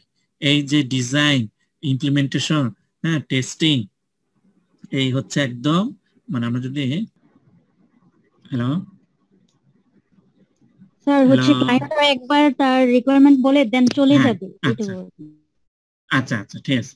তাহলে এই যে ব্লু যে ইয়াটা আমি ড্র করছি আর কি, তাহলে ক্লায়েন্ট হচ্ছে কি যে এসআরএস, হ্যাঁ, রিকোয়ারমেন্ট অ্যানালিসিস এই পর্যন্ত ছিল, কিন্তু সাইন আপ করার পর থেকে যে ডিজাইন, ইমপ্লিমেন্টেশন এবং টেস্টিং এই পর্যন্ত কিন্তু আসলে ক্লায়েন্টের কোনো ইনভলভমেন্ট নাই।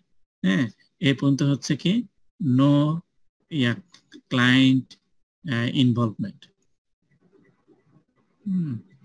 এই পর্যন্ত ক্লায়েন্টের কোনো ইনভলভমেন্ট নাই। হ্যাঁ, এবং এই যে স্টেজগুলা, এই যে ডিজাইন, ইমপ্লিমেন্টেশন, টেস্টিং, হ্যাঁ, এটা মেবি লাগতে পারে লেটস সে 2 ইয়ার্স প্লাস।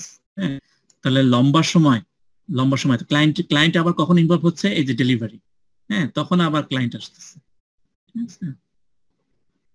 তাহলে লম্বা সময় হচ্ছে কি যে ক্লায়েন্টের ইনভলভমেন্ট নাই। হ্যাঁ, এবং এই জন্য এটা হচ্ছে ওয়াটারফল মডেলের থিওরিটিক্যালি, এটা হচ্ছে ওয়াটারফল মডেলের আরেকটা ড্রব্যাক, যে ওয়াটারফল মডেল হচ্ছে কি যে ক্লায়েন্ট ফ্রেন্ডলি না। হ্যাঁ, কারণ ক্লায়েন্ট একদম শুরুতে ইনভলভ ছিল এবং একদম লাস্টে যখন প্রোডাক্টটা তাকে হ্যান্ড ওভার করা হচ্ছে সেই সময় এই মাঝখানে লম্বা সময় হচ্ছে কি যে ক্লায়েন্টের ইনভলভমেন্ট নাই। ঠিক আছে, তাহলে এটা ছিল ওয়াটারফল মডেল। আমরা নেক্সট ক্লাসে হচ্ছে যে ওয়াটারফল মডেল, সরি বাকি আরো 2-3টা মডেল আমরা দেখার ট্রাই করবো আর কি। হ্যাঁ, তো এই পর্যন্ত কারো কোনো কোয়েরি? ওকে, আমরা একটু ইয়া দেখি আর কি যে আমাদের কি মিটিং কন্ডাক্ট হয়ে গেছে, যে টাস্কগুলো দেওয়া ছিল? সেগুলা কি অবস্থা? জি স্যার হয়েছে স্যার। হ্যাঁ, ঠিক আছে। আচ্ছা, আমি কিন্তু পরশুদিন দেখবো আর কি সবগুলা গ্রুপের। হ্যাঁ, আমাদের ইয়া ছিল ওই যে কোডিং স্ট্যান্ডার্ড এবং হচ্ছে ডকুমেন্টেশন টুলস। হ্যাঁ, তাহলে এটা, হ্যাঁ, তাহলে এখন হচ্ছে আমাদেরকে কিন্তু মিটিং কন্ডাক্ট করে ডিসাইড করে ফেলতে হবে যে কে কোনটা। এবং এখন আমি যেটা যেভাবে দেখতে চাই সেটা হচ্ছে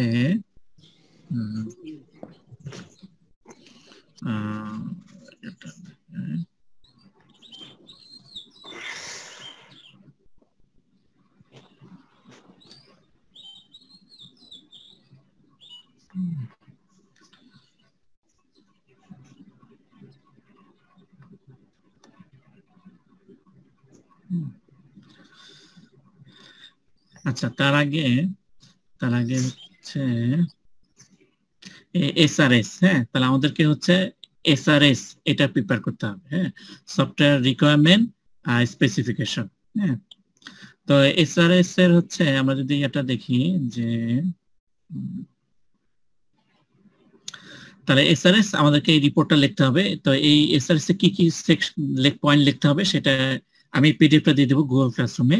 এখানে দেওয়া আছে ইন্ট্রোডাকশন লিখতে হবে, পারপাস, ইন্টেন্ডেড অডিয়েন্স মানে টার্গেট ইউজার কারা, intended use, risk definition, user classes, different actors বা ইউজার্স কারা, অপারেটিং এনভায়রনমেন্ট, এই সফটওয়্যারটা রান করতে আমার কি কি টুলস টেকনিক ইনস্টল থাকতে হবে, কনস্ট্যান্ট অ্যাডাপশন, এগুলো তো আমরা জানি, functional requirement, non functional requirements. হ্যাঁ, পিডিএফ এ এই যে প্রত্যেকটা সেকশনে বলা আছে যে ইন্টেন্ডেড অডিয়েন্সে আমাদেরকে কি লিখতে হবে, প্রোডাক্ট স্কোপে আমাদেরকে কি লিখতে হবে, এটা নিজেরা স্টাডি করলেই বুঝতে পারবো আর কি। আর এসআরএস এর সবচেয়ে ইম্পর্টেন্ট পার্টটা এই যে ইউজার স্টোরিজ, তো এটা তো আমরা করে ফেলছি আর কি। হ্যাঁ, যে ফাংশনাল রিকোয়ারমেন্টস এটা ইউজার স্টোরি ফরম্যাটে লিখতে হবে। তাহলে এসআরএস এ আমাদের থাকতেছে এই পয়েন্টগুলা, যে introduction, purpose, intended audience, intended use, হ্যাঁ, এগুলা লিখতে হবে। আর তার মধ্যে হচ্ছে ফাংশনাল রিকোয়ারমেন্টস, তাহলে এটা তো হয়ে গেছে, মেজর পার্টটা হয়ে গেছে, ইউজার স্টোরিজ। হ্যাঁ, ইউজার স্টোরিজ হয়ে গেছে। তো এটা লেখার জন্য হচ্ছে ওয়ার্ডের টেমপ্লেটও আছে, আমি হয়তো ওয়ার্ডের একটা টেমপ্লেট দিয়ে দিতে পারি। হ্যাঁ, এটা হচ্ছে আইবিএম এর টেমপ্লেট। হ্যাঁ, আইবিএম এর এসআরএস টেমপ্লেট। তো সবগুলা পয়েন্ট আসলে আমরা লিখবো না আর কি। হ্যাঁ, এখানে হয়তো সবগুলা পয়েন্ট আছে, তো আমরা হচ্ছে পিডিএফ এটা দেখবো। হ্যাঁ, পিডিএফ এ কি কি পয়েন্ট আছে। হ্যাঁ, এখানে যেটা দেখলাম যে পিডিএফ, সেটা ইয়া করে দেখবো এটা। হ্যাঁ, তো আমি ইয়া করব যে রেকমেন্ড করব যে লেখাটা হচ্ছে ওভারলিপে লেখার জন্য। হ্যাঁ, ওভারলিপে লেখার জন্য, ঠিক আছে, কারণ ওভারলিপ হচ্ছে বেস্ট। হ্যাঁ, বা লেটেক্সে লেখার জন্য আর কি। তো আমি হচ্ছে লেটেক্স যদি কেউ ফ্যামিলিয়ার না হয় কোনো প্রবলেম না। হ্যাঁ, আমরা যদি একটু ইয়া দেখি, টিউটোরিয়াল দেখি, তাহলে নিজেরাই ইউজ করতে পারবো। আর ওভারলিপ তো আরো ইজি আর কি। আমার ব্রাউজার কি দেখা যাচ্ছে? জি স্যার। ঠিক আছে। তো ওভারলিপের সুবিধা হচ্ছে এটা শেয়ার্ড লেটেক্স। হ্যাঁ, মাল্টিপল পিপল লিখতে পারবে এবং হচ্ছে এবং লেটেক্স আমাদেরকে ইউজ করতেই হবে। সামনে যে আমাদের থিসিস লিখতে হবে, প্রজেক্ট লিখতে হবে, সবাই এখন হচ্ছে লেটেক্স ইউজ করে আর কি। হ্যাঁ, এবং হচ্ছে আরো ইয়াতে এখন হচ্ছে ওভারলিপ ইউজ করে। হ্যাঁ, ওভারলিপ হচ্ছে শেয়ার্ড লেটেক্স আর কি। হ্যাঁ, এবং অনেকে যে রিজিউম তৈরি করে, সিভি, হ্যাঁ, এই ওভারলিপে হচ্ছে মানে অনেক ইন্টারেস্টিং এবং খুব সুন্দর সুন্দর হচ্ছে রিজিউম বা সিভি যেগুলো টেমপ্লেট পাওয়া যায়। লেটস সে একজন এডুকেশন লাইনে যেতে চায়, তাহলে তার রিজিউমটা কেমন হতে পারে সেটা টেমপ্লেট। তারপর হচ্ছে একজন সফটওয়্যার ফার্মে যেতে চায়, তাহলে তার রিজিউম, তাই না, যে হচ্ছে এডুকেশন লাইনে যেতে চায়, একাডেমিক লাইনে, তার রিজিউম, আর যে হচ্ছে সফটওয়্যার প্ল্যাটফর্মে যেতে চায়, দুজনের রিজিউমে তো আসলে টেমপ্লেট ডিফারেন্ট হওয়া উচিত। হ্যাঁ, সো ওভারলিপের অনেক অ্যাডভান্টেজ আমি একটু দেখাই দিই। যে এখানে দেখা যাচ্ছে যে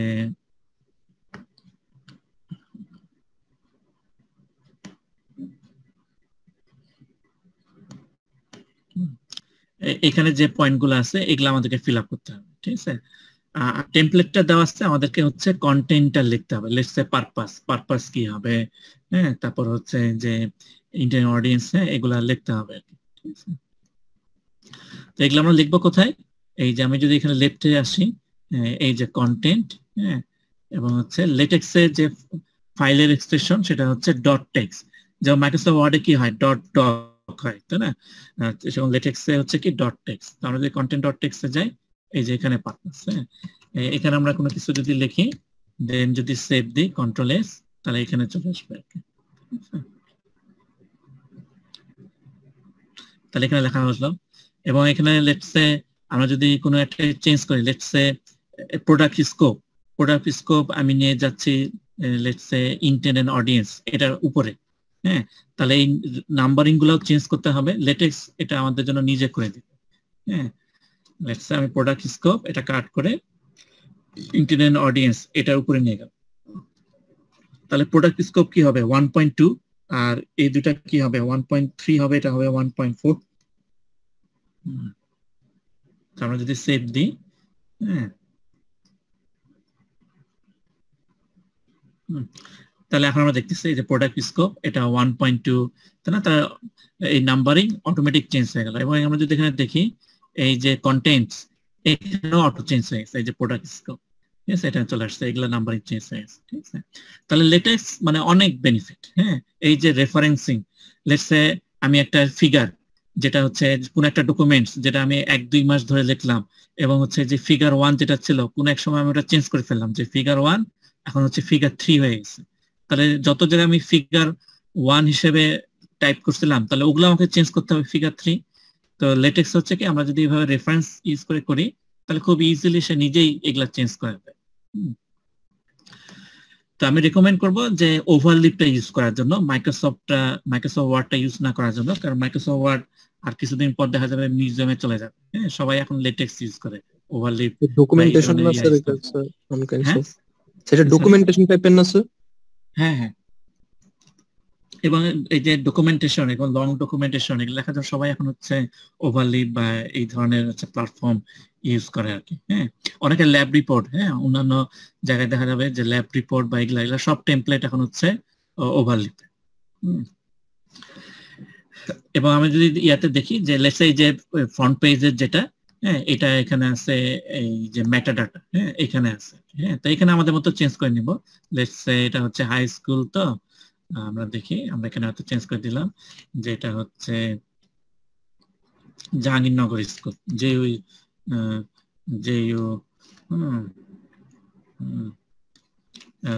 লেটস সে জেইউ হসপিটাল।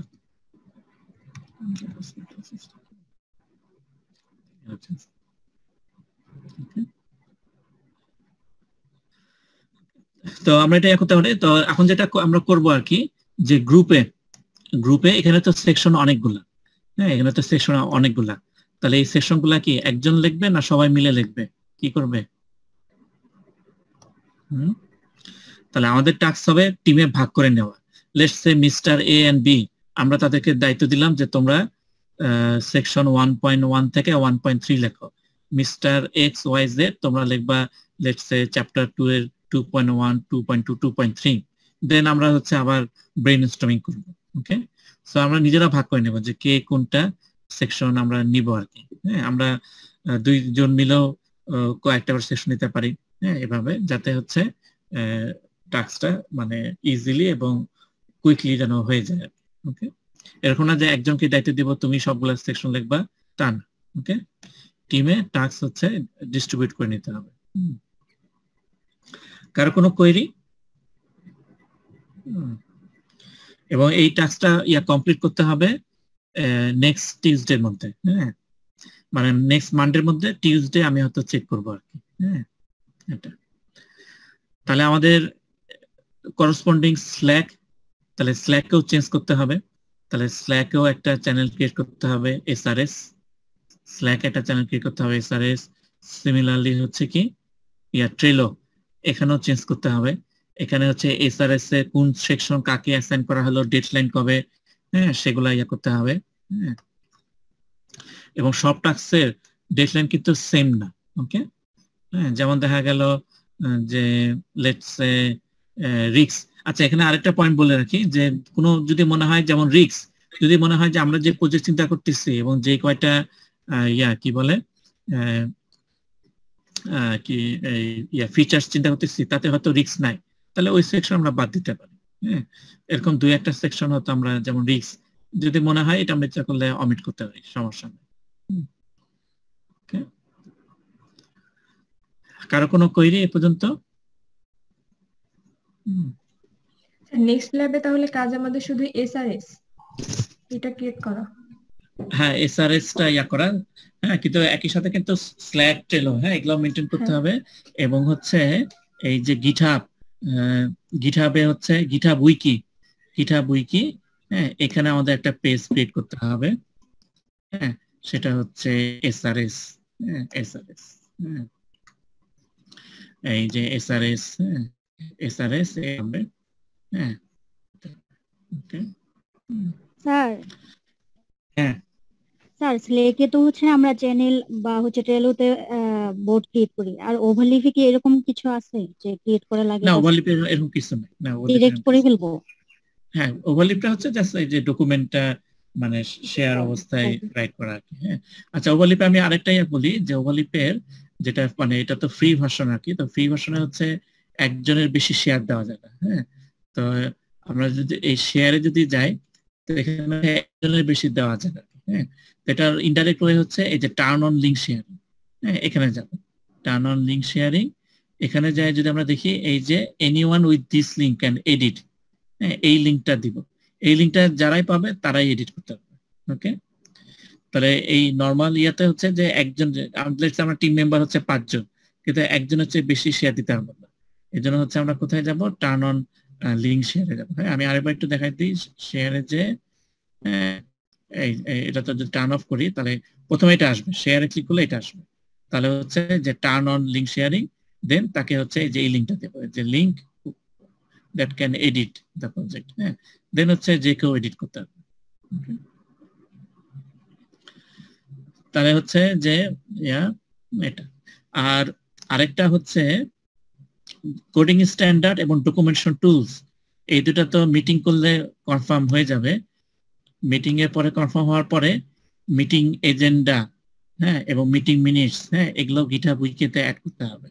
এই যে মিটিং মিনিটস, হ্যাঁ, মিটিং মিনিটস, হ্যাঁ, তারপর হচ্ছে মিটিং এজেন্ডা, হ্যাঁ, এগুলো কিন্তু গিটহাবে। আমাদের প্রজেক্টে যদি কোনো মানে ফ্রেমওয়ার্ক ইউজ করতে না হয় তাহলে আমরা কি করব? ফ্রেমওয়ার্ক তো ইউজ করতেই হবে, নাহলে টেস্টিং এগুলো তো অনেক টাফ হবে। ডকুমেন্টেশন ফ্রেমওয়ার্ক ইউজ করলে কাজ ইজি। আমাদের মানে প্রজেক্টে আমরা জাভাস্ক্রিপ্ট আর হচ্ছে পিএইচপি ল্যাঙ্গুয়েজ যেটা ইউজ করতেছিলাম, এখন স্যার এখানে স্যার ফ্রেমওয়ার্ক হিসেবে কোনটা ইউজ করলে বেটার হবে একটু যদি আইডিয়া দিতেন। হ্যাঁ, তুমি নিজে করো, ইয়াতে ফ্রেমওয়ার্ক ইউজ করো না ওয়েব প্রোগ্রামিং এ? না স্যার, ওয়েব প্রোগ্রামিং স্যার করি না এইভাবে, আমরা নরমালি এর জন্য তো লারাভেল। হ্যাঁ, এটা করছো না ওয়েব প্রোগ্রামিং এ? স্যার লারাভেল তো আমরা করি নাই, নরমালি আর কি করছিলাম। হ্যাঁ, তো এখন লারাভেলের সাথে ফ্যামিলিয়ার হও। হ্যাঁ, ফ্রেমওয়ার্ক তো ইউজ করতেই হবে। র কোডিং কি আর কেউ করে এখন? র কোডিং হচ্ছে যে ল্যাঙ্গুয়েজটা বিগিনার যখন আমরা তখন শেখার জন্য ঠিক আছে। হ্যাঁ, বাট একটা স্টেজে তো আসলে আর কেউ আর র কোডিং করবে না, সবাই হচ্ছে কি ফ্রেমওয়ার্ক ইউজ করবে, তাই না? কারণ এই যে টেস্টিং, আমরা যদি টেস্টিং করতে যাই তখন হচ্ছে আলাদা করে টেস্টিং টুলস ইন্টিগ্রেট করতে হবে। হ্যাঁ, তখন ফ্রেমওয়ার্কের সাথে ইন্টিগ্রেট করতে হবে। তারপরে হচ্ছে ডকুমেন্টেশন, আলাদা টুলস ইউজ করতে হবে। এখন হচ্ছে এটা ল্যাঙ্গুয়েজ টু ল্যাঙ্গুয়েজ এবং ফ্রেমওয়ার্ক টু ফ্রেমওয়ার্ক ভ্যারি করে। অনেক ফ্রেমওয়ার্ক হচ্ছে ইন্টিগ্রেট করতে হবে, কিছু ইয়াতে থাকতে পারে। হ্যাঁ, যেমন হয়তো জেডিকে ডক্স, এটা হয়তো ফ্রেমওয়ার্ক ছাড়াও হয়তো ডকুমেন্টেশন করা যেতে পারে, বাট এটা সব ল্যাঙ্গুয়েজের ক্ষেত্রে হয়তো না। হ্যাঁ, ফ্রেমওয়ার্ক অবশ্যই ইউজ করতে হবে। আচ্ছা স্যার, ঠিক আছে। হ্যাঁ, যদি ফ্রেমওয়ার্কের সাথে ফ্যামিলিয়ার না হই তা তো কোনো প্রবলেম না, ঠিক আছে। আমরা যেহেতু প্রোগ্রামিং এর বেসিকটা জানি, সো ফ্রেমওয়ার্ক শিখতে খুব বেশি সময় লাগবে। হ্যাঁ, এবং ফ্রেমওয়ার্ক আসলে আমার টাস্কটা আরো ইজি করে দিচ্ছে, আরো ইজি করে দিচ্ছে। হ্যাঁ, বাট এটা ঠিক যে কোনো একটা ল্যাঙ্গুয়েজ একদম শুরুতে শেখার জন্য মানে আমি প্রেফার করি যে সিম্পল হচ্ছে টেক্সট এডিটর এবং হচ্ছে মানে কমান্ড লাইন। হ্যাঁ, প্রথমে হচ্ছে মানে প্যারাটা নেওয়া, তারপরে হচ্ছে ফ্রেমওয়ার্কে যাওয়া। হ্যাঁ, ওকে, যেহেতু আমরা এখন অলরেডি জানি, সো এটা খুবই সমস্যা কথা না। হ্যাঁ, এবং টিমে কাজ করা হচ্ছে যে টিমে মানে নলেজ শেয়ার করে কাজ করা আর কি। হ্যাঁ, তাহলে এখন হচ্ছে উইকিতে তাহলে আমাদের স্ল্যাকে কি হবে, স্ল্যাকে সবগুলা ড্রাফট থাকবে। লেটস সে আমি এসআরএস, আমাকে দায়িত্ব দেওয়া হলো ইন্ট্রোডাকশন, তাহলে টিম মিস্টার এ কি করবে, সেই ইন্ট্রোডাকশনের ড্রাফট লিখে স্ল্যাকে শেয়ার দেবে, বাকিরাও দেখবে, বাকিরা তাদের কমেন্টস বলবে, কমেন্টস অনুযায়ী সে ওটা চেঞ্জ করবে। এভাবে টিম মেম্বার যার যেটা সেকশন থাকবে সে সেটার ড্রাফট ভার্সন হচ্ছে স্ল্যাকে দিবে, তারা চ্যাট করবে, মডিফাই করবে, এক সময় ফিক্সড যেটা ফাইনাল ভার্সন সেইটা চলে আসবে গিটহাব উইকিতে, যেমন যে এসআরএস। হ্যাঁ, তারপর হচ্ছে মিটিং এ যে মিটিং মিনিটস, এবং যে কোডিং স্ট্যান্ডার্ড আমরা যেটা চুজ করব সেইটার হচ্ছে কোডিং স্ট্যান্ডার্ড কিন্তু আসলে অনেক কিছু থাকে, কিন্তু আমরা এখানে দেখবো যে আমরা কোড করতে গেলে ইউজুয়ালি যে জিনিসগুলো লাগে, যেমন নেমিং, তারপর হচ্ছে স্পেসিং, মেম্বার গুলা অর্ডার কি হবে, কমন যে জিনিসগুলা, হ্যাঁ সেগুলো হচ্ছে আমরা কি ডিসাইড করলাম, তাহলে এইগুলা এখানে চলে আসবে। যেমন এই টিমের কোডিং স্ট্যান্ডার্ড কিন্তু আমরা দেখতেছি, তাই না, কোডিং স্ট্যান্ডার্ড। তাহলে যেমন বলছে ভেরিয়েবলের নেম এরকম হবে, কনস্ট্যান্টের নেম এরকম হবে, এই যে বলছে variable name should be in lower case, একটা এক্সাম্পল দিয়ে দিছে, কনস্ট্যান্ট নেম হ্যাঁ all capital less separated by underscore, তারা এই যে এক্সাম্পল দিছে মাল্টিপল ওয়ার্ড থাকলে আন্ডারস্কোর দিয়ে হ্যাঁ সেপারেট হবে, মেথডের নাম কেমন হবে, ক্লাসের নাম কেমন হবে। তাহলে এটা আমাদের জন্য ইজি হবে কখন, আমরা যখন কোড করতে যাব তখন কিন্তু আমাদের আর কোডিং কনভেনশন আর গুগল করার দরকার নাই, তখন আমরা চলে আসবো কোথায়, গিটহাব উইকিতে, কারণ এখানে সব দেওয়া আছে। তারপর লেটস সে ডকুমেন্টেশন টুলস, তারা যেমন এটা ইউজ করছে স্পিনিংস, পাইথনে তারা করছিল আর কি। হ্যাঁ, তাহলে এখানে দিয়ে দিচ্ছে তারা ইনস্টল সেটআপ কিভাবে হবে, কারণ ম্যাকে এক ধরনের সেটআপ হতে পারে, উইন্ডোজে এক ধরনের সেটআপ হতে পারে, স্পিনিংস কিভাবে ইউজ করব সেটা একটা ইউটিউব ভিডিও লিংকও দিচ্ছে, আবার স্যাম্পল একটা এক্সাম্পল দিচ্ছে, এবং এটাই বেশি ইম্পর্টেন্ট। এখানে আমি দেখতে পাচ্ছি যে কিভাবে আসলে ডকুমেন্টেশন লিখতে হবে, এবং ডকুমেন্টেশন লেখার পরে আউটপুট ফাইল কি রকম জেনারেট হবে, ঠিক আছে। তাহলে এইটা যাতে হচ্ছে এইটা দেখে একজন বুঝতে পারে যে স্পিনিংস কিভাবে ইউজ করতে হয়। হ্যাঁ, তাহলে এখন আমরা যেটা করতে যাচ্ছি যে প্রজেক্টটা ইমপ্লিমেন্টেশন করার আগে আমার যা যা দরকার সেগুলো আগে থেকে ফিক্স করে রাখতে যাচ্ছে, এবং সবগুলোর ফাইনাল ভার্সন উইকিতে চলে আসবে। হ্যাঁ, আমরা যখন ডকুমেন্টেশন পড়ছিলাম তখন কিন্তু যদি মনে থাকে যে রিটেন ডকুমেন্টেশন, তখন বলা ছিল যে প্রজেক্টের ওয়েবসাইট এটাও হচ্ছে একটা ডকুমেন্টেশন, এবং সেটা যেমন হতে পারে কি যে গিটহাব। তাহলে এই যে এখানে কিন্তু সবকিছু আছে, তাদের যে ক্লাস ডায়াগ্রাম কি, হ্যাঁ এখান থেকে আমরা তাদের হয়তো ক্লাস ডায়াগ্রাম দেখতে পারবো। হ্যাঁ, এই যে ক্লাস ডায়াগ্রাম তাদের, হ্যাঁ তারপর হচ্ছে এই যে ডাটাবেস স্কিমা কি, হ্যাঁ এটা দেওয়া আছে। তাহলে এখন যদি আমরা এটা করে রাখি যে ডকুমেন্টেশন টুলস, তাহলে নেক্সট বার কি হবে, আমরা যে যখন আমরা ডকুমেন্টেশন করবো অনেক পরে, হ্যাঁ কিন্তু যখন ডকুমেন্টেশন করতে যাব তখন কিন্তু আমাদের আর কোথাও চেক করার দরকার নেই, আমরা গিটহাব উইকিতে এই যে এখানে এসে দেখলেই হয়ে যাবে। তাহলে এখানে কিন্তু ওইভাবে লিখতে হবে। এখন তো আমরা হয়তো গুগল করছি, ইয়াটিয়া করছি, এটার একদম সামারাইজ ভার্সন, যাতে এটা দেখলেই একজন আননোন পারসন এই ডকুমেন্টেশনটা দেখেই যেন সে স্পিনিংস ইউজ করতে পারে, হ্যাঁ কোডিং স্ট্যান্ডার্ড দেখেই যেন সে কোড করতে পারে। যখন এই কোড করতে যাবে তখনই সে কি করবে, কোডিং স্ট্যান্ডার্ড, কারণ কোডিং স্ট্যান্ডার্ড তো মনে থাকবে না, তাই না, অনেকগুলা পয়েন্ট।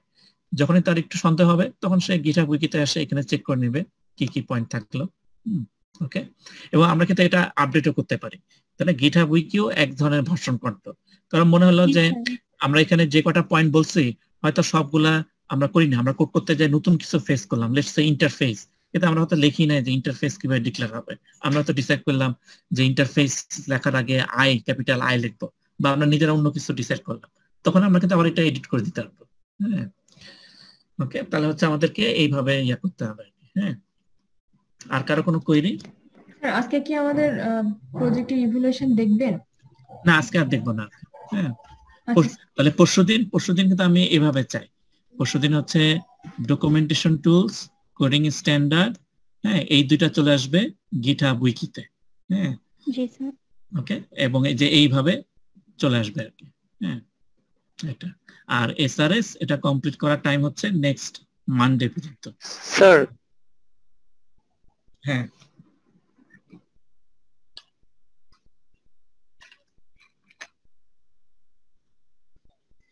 না না না না না, ফোর করবে না তো। একজন যে রিপোজিটরি খুলবে সে হচ্ছে বাকিদেরকে কোলাবরেটর হিসেবে ইনভাইট করবে, ফোর্ক না। ওই যে ইয়া কোলাবরেটর হিসেবে ইনভাইট করবে।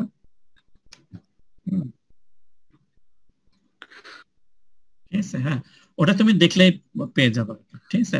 ফোর্কিং মানে হচ্ছে আরেকজনের প্রজেক্ট নিজের মানে অ্যাকাউন্টে নিয়ে আসে, হ্যাঁ, তাতে হচ্ছে যে চেঞ্জ করলে তুমি যেখান থেকে ফোর্কিং করছো ওখানে রিফ্লেক্ট হবে না চেঞ্জটা। রিপোজিটরি ক্রিয়েট করে দেন হচ্ছে পাবলিশ করে দিলে উইকিতে কাজ করা যায়, পেজ বানায়। স্যার এই যে কোডিং স্ট্যান্ডার্ডটা আমাদের মতো হবে না, আমরা বলে দিব না যে কোনটা ইউজ করব কোনটা প্রোগ্রাম ধরে, যেমন ভেরিয়েবল নাম আমরা লোয়ার কেস ইউজ করব, তারপর কনস্ট্যান্ট আমরা আপার কেস, এগুলো আমরা বলে দেব, তাই না? হ্যাঁ, এগুলো আমাদের বলতে হবে। কনভেনশন। হ্যাঁ, কোডিং স্ট্যান্ডার্ড আমরা এক্সিস্টিং কোডিং স্ট্যান্ডার্ড ফলো করতে পারি, আমরা নিজেদের মতো কোডিং স্ট্যান্ডার্ড করতে পারি। লেটস আমরা বললাম যে ভেরিয়েবল অলওয়েজ আন্ডারস্কোর দিয়ে শুরু হবে, লেটস আমাদের মতো করে কোডিং স্ট্যান্ডার্ড করতে পারে, আমরা এক্সিস্টিং এবং আমাদেরটা মিক্স করতে পারি। হ্যাঁ, কিন্তু আমি এখানে যেতে চাই যে আমরা যাতে যেটা ইয়ে করে দিলাম, কারণ আমরা যখন কোড দেখবো আর কি, ফাইনাল যখন ডেমনস্ট্রেশন হবে তখন আমি দেখতে চাই যে টিমের সবাই একই স্টাইলে কোড করছে, মানে সবাই যে এমন যাতে না হয় যে একজন ডিক্লেয়ার করলো ইন্টিজার এ আর একজন ইন্টিজার নাম্বার, তাহলে কিন্তু কনসিস্টেন্সি নেই। এবং এইটার জন্য হচ্ছে যে কোডিং স্ট্যান্ডার্ড। এবং এখানে অবশ্যই মানে মিনিংফুল, যেন মানে ইয়াগুলো যেমন মিনিংফুল হয়, যেমন ভেরিয়েবলের নাম ফাংশন নাম দেখেই যেন আমি বুঝতে পারি যে না আসলে এগুলা হচ্ছে মিনিংফুল বা ইয়া। তাহলে স্যার আর গিটহাবে আমরা হচ্ছে অর্গানাইজেশন খুলে করতে পারি না, আমাদের একটা অর্গানাইজেশনের মধ্যে সবাই মিলে কাজ করা? ওটা একটু চেক করতে হবে আর কি। হ্যাঁ, কারণ হচ্ছে ওইভাবেও করা যায়, কিন্তু সেক্ষেত্রে হয়তো কোনো ইস্যুস হতে পারে, আমি শিওর না। পাবলিক মানে স্যার ওখানে হচ্ছে শুধু যারা গ্রুপ মেম্বার থাকবে তারা সবাই মিলে ওখানে সবাই তারে পারফর্ম করতে পারবে, ওখানে যে কেউ যে কোনো কিছু মডিফাই করতে পারবে। তাহলে সমস্যা নেই, হ্যাঁ তাহলে হবে। জি স্যার। আচ্ছা, আর স্যার উইকিতে তো পেজ ওয়াইজ কাজ করতে হবে, তাই না? যেমন কোডিং স্টাইল একটা পেজ থাকবে, না উইকিতে তো আমরা পেজ ওয়াইজ কাজ করব না, আমরা রেগুলার যে যেমন হচ্ছে মিনিট ওয়ান আমাদের যেটা আমরা কাজ করছি ওটা একটা করে পেজে একটা করে থাকবে না? আমরা স্যার উইকিতে পেজ ওয়াইজ কাজ করব না, মানে ফাইনালটা দিয়ে দিব, মিটিং এজেন্ডা 1, মিটিং মিনিট 1, এভাবে একটা করে পেজ আলাদা আলাদা করে করব না? হ্যাঁ, এবং এই উইকিতে অনেকে যেটা করে যে যেমন হচ্ছে যে লেটস সে তারা এসআরএস এ পিডিএফ ও দিছে, এই যে হ্যাঁ এসআরএস এ পিডিএফ ও দিছে, হ্যাঁ, কিন্তু আমরা যদি দেখি তারা কিন্তু মানে তাদের গুগল ড্রাইভের লিংকটা দিছে, এই যে এসআরএস পিডিএফ, তাই না? ওই যে আমার স্ট্যাটাস বারে নিচে দেখা যাচ্ছে, তাই না, গুগল ড্রাইভের লিংক। হ্যাঁ, লেটস সে আমি একটা পিডিএফ অ্যাড করলাম, হ্যাঁ, বা আমি একটা ইমেজ অ্যাড করলাম, কারণ সামনে হচ্ছে আমাদেরকে একসময় ইউজার ইন্টারফেস করতে হবে, তাহলে ইমেজগুলোকে তো আমার এখানে নিয়ে আসতে হবে। হ্যাঁ, লিংক শেয়ার করে দিলেই হয় স্যার, ওখানে গিটহাব থেকে আমাদের ইমেজটাকে শো করানো যায়, সোর্সটা দিয়ে দিলে পরেটা শো করে। হ্যাঁ, সেটা তো শো করা যায়, কিন্তু আমি যে জিনিসটা বলতে যাচ্ছি যে এই লিংক শেয়ারিং দুই ভাবে করা যায়। একটা হচ্ছে মানে আমি যদি আবার ইয়াতে যাই আর কি,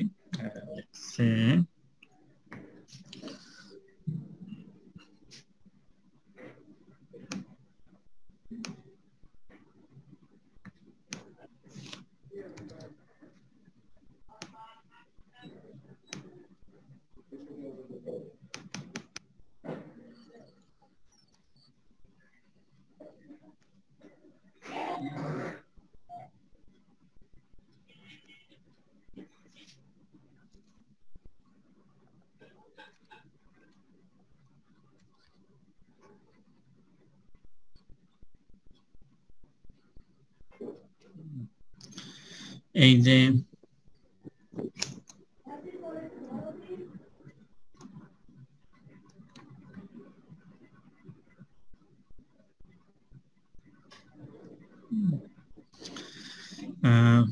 লেটস সে আমি এখন বললাম যে C slash ABC slash xyz slash let's say r1.txt, আর আরেকটা হচ্ছে xyz স্ল্যাশ r1.txt। তো এইটা হচ্ছে যে ইয়া রিলেটিভ অ্যাড্রেসিং, এটাকে বলা হয় relative addressing. Maybe computer networks করলে তখন তো আরো ইয়া হবে। আর এটা হচ্ছে অ্যাবসলিউট অ্যাড্রেসিং, এটা হচ্ছে অ্যাবসলিউট অ্যাড্রেসিং Absolute আমি address. আমি ফুল ইয়াটা দিছি আর কি। হ্যাঁ, জি আর স্যার। এটা হচ্ছে যে আমরা অনেক সময় করি না যে প্রোগ্রাম লিখতাম, মনে আছে যে একই প্রোগ্রাম এবং টেক্সট ফাইল যদি একই ফোল্ডারে থাকে তাহলে আমার পুরাটা দেওয়ার দরকার নেই, জি পুরাটা আসলে দেওয়ার দরকার নেই, কারণ যেহেতু একই ফোল্ডারে আছে তাহলে আমি শুধুমাত্র ফাইলের নাম দিলেই হয়ে যায়। হ্যাঁ, এটা হচ্ছে যে রিলেটিভ অ্যাড্রেসিং, কারণ দুইজন হচ্ছে যে একই ইয়াতে আছে। তো গিটহাব উইকিতে যেটা হচ্ছে যে আমি যদি গুগল ড্রাইভের লিংক দিই বা অন্য কোনো ইয়ার থেকে আমার ড্রপবক্স বা অন্য কোনো স্টোরেজ ইয়ার থেকে যদি লিংক দিই, একটা প্রবলেম হচ্ছে যদি ওখানে যদি কখনো চেঞ্জ হয় তাহলে এই গিটহাব উইকিতে চেঞ্জ হয়ে যাবে। হ্যাঁ, কারণ তো লিংক ওখানে সেট করা। হ্যাঁ, জি তাহলে এই ক্ষেত্রে বেটার হচ্ছে যে গিটহাব রিপোজিটরিতেই সেটা ছবিটা হচ্ছে মানে আপলোড করা। হ্যাঁ, জি স্যার। আপলোড করে লেটস সে ওখানে লিংকটা দিয়ে দাও। হ্যাঁ, ওখানে লেটস সে গিটহাব রিপোজিটরি, এবং এখানে হচ্ছে অর্গানাইজ করে রাখা। হ্যাঁ, যে আমি একটা ফোল্ডার ক্রিয়েট করলাম ইমেজ, আর আরো বেটার হচ্ছে একটা ফোল্ডার ক্রিয়েট করা লেটস সে রিসোর্স। হ্যাঁ, রিসোর্স কি হতে পারে, ইমেজ এগুলা রিসোর্স, অডিও, হ্যাঁ এগুলা রিসোর্স। হ্যাঁ, সেই ইমেজের মধ্যে আমার হয়তো ছবিটা থাকলো যে 1.jpg, এবং হচ্ছে এবার যখন আমি ইয়া দিব তখন আমি এখন হচ্ছে রিলেটিভ অ্যাড্রেসিং করতে পারবো যে রিসোর্স হ্যাঁ স্ল্যাশ ইমেজ স্ল্যাশ 1.jpg।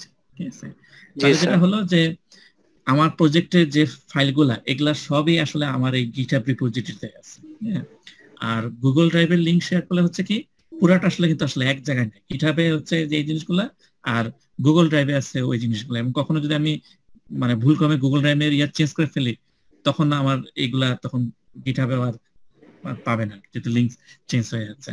হ্যাঁ, so this is better, this is much better, this is better. হ্যাঁ, এবং আমরা যে গিটহাব যে ডাউনলোড করি, হ্যাঁ গিটহাব উইকিও কিন্তু ডাউনলোড করা যায়, একই প্রসেস। হ্যাঁ, এবং আমি এখানে ইয়া করব যে গিটহাব হচ্ছে টার্মিনাল থেকে ইউজ করার জন্য গিট ব্যাশ টার্মিনাল ইউজ করে। জি স্যার, গিট ব্যাশ থেকে। হ্যাঁ, ঠিক আছে, ওই ড্র্যাগ এন্ড ড্রপ ইউজ করাচ্ছে গিট ব্যাশ টার্মিনাল। এবং আমরা যদি দেখি এই যে গিটহাব উইকি, আমরা তো উইকিতে আছি, এবং কি করতে হয়, ক্লোন করতে হয়।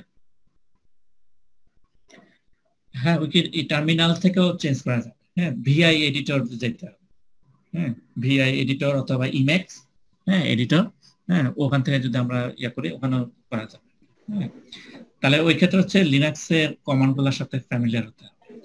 হ্যাঁ, মানে আমরা যদি ভিআই দিই, ভিআই একটা এডিটর, হ্যাঁ এর চেয়ে আরো ভালো এডিটর হচ্ছে ইমেক্স।